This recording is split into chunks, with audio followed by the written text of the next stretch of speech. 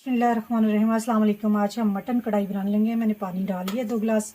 Mutton भी fridge किया हुआ है, निकाल लिया। आज बोनलेस मटन है मेरा। जनाब 2 टमाटर डाल रही हूँ, लहसुन डाल रही हूँ, प्याज एक ऐड कर रही हूँ और मटन को अब बंद कर देती हूँ। 15 मिनट के लिए गल जाएगा, फिर मसाले ऐड करेंगे। 15 मिनट मैंने प्रेशर बंद रखा था, मटन गल चुका है। अब इसमें मसाले ऐड करने लगी हूँ।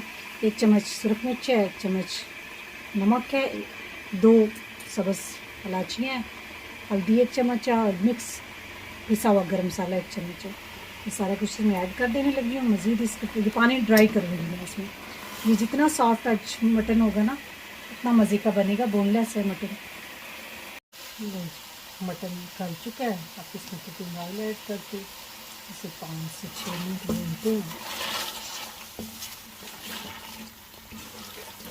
ये गोश्त भून चुका है। अब इसमें मैं थोड़ा सा अदरक ग्राइंड किया हुआ डाल रही हूँ, ऐड कर रही हूँ।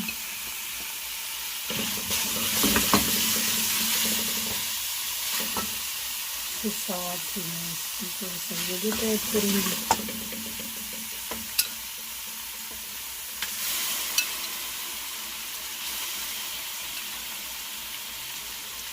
2 मिनट बस से दम लगाएंगे। इंशाल्लाह मेरा मटन कढ़ाई तैयार है।